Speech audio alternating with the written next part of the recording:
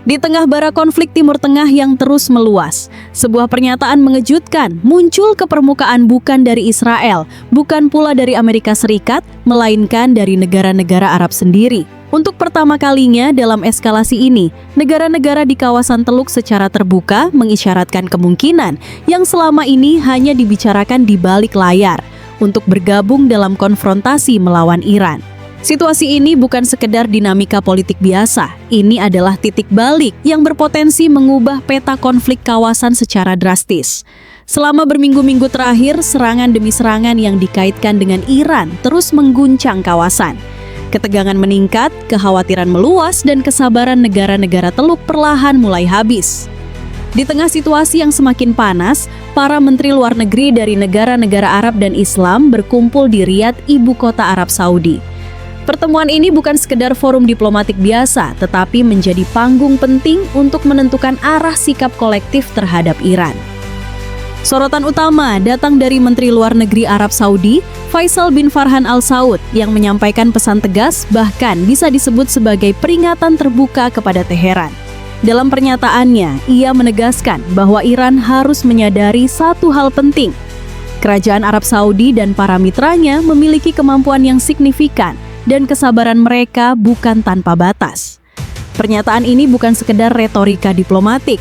Ini adalah sinyal kuat bahwa opsi militer kini mulai masuk dalam perhitungan yang serius. Ia juga menambahkan harapannya agar Iran segera mengevaluasi kembali tindakannya dan menghentikan serangan terhadap negara-negara tetangganya.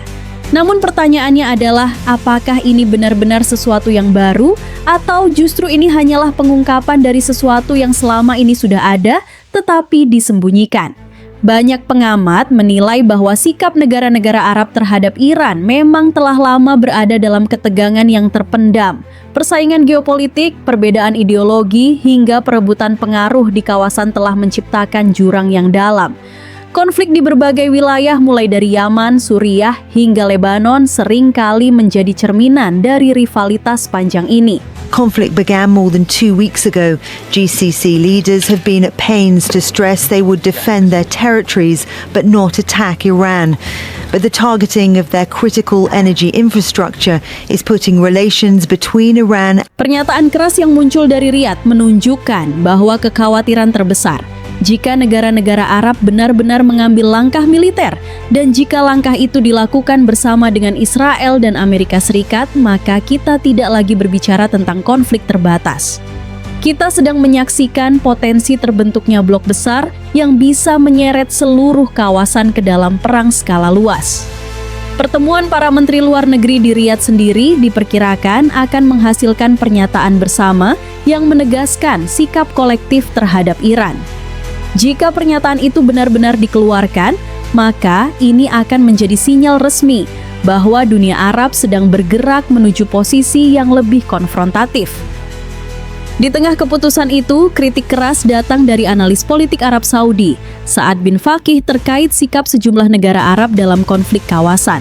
Dalam pernyataannya, Sa'ad bin Faqih menilai bahwa sebagian negara Arab tidak lagi berada pada posisi yang benar-benar netral.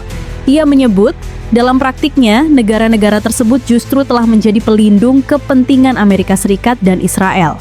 Bentuknya bukan sekedar dukungan diplomatik, tetapi juga melalui penyediaan pangkalan militer, serta dukungan strategis yang dinilai sangat krusial dalam dinamika konflik.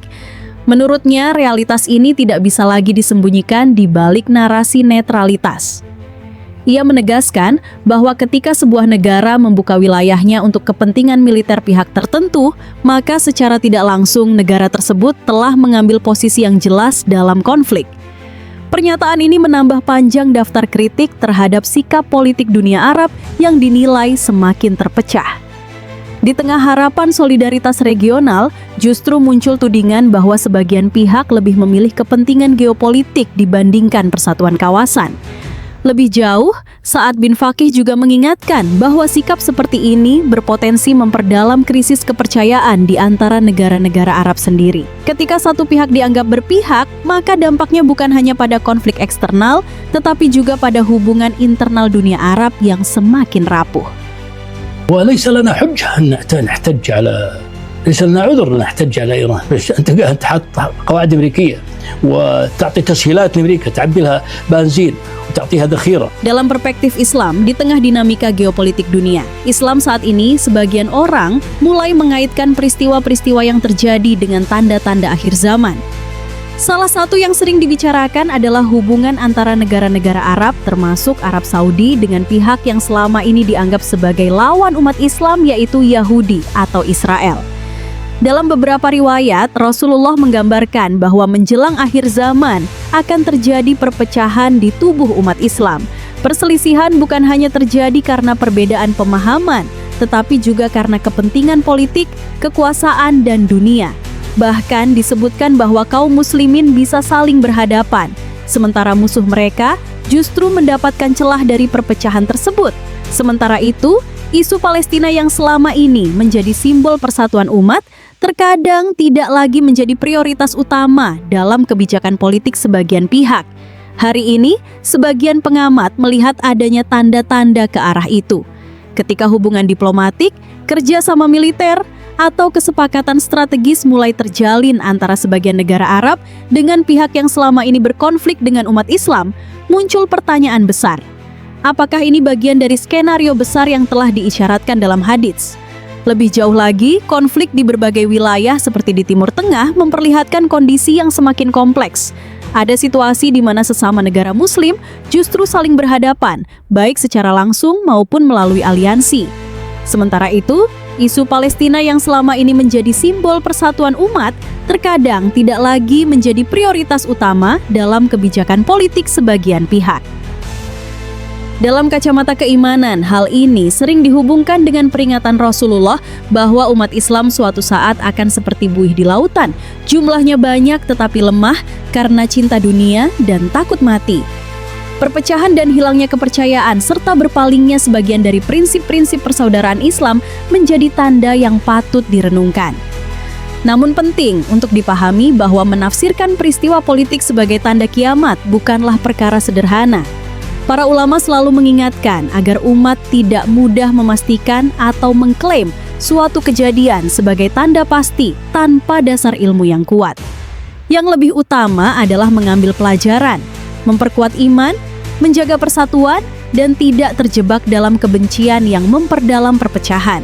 Karena sejatinya tanda-tanda itu bukan untuk ditakuti semata, tetapi untuk menyadarkan bahwa umat ini membutuhkan kembali kepada nilai-nilai Islam yang murni keadilan, persaudaraan, dan keberpihakan kepada kebenaran.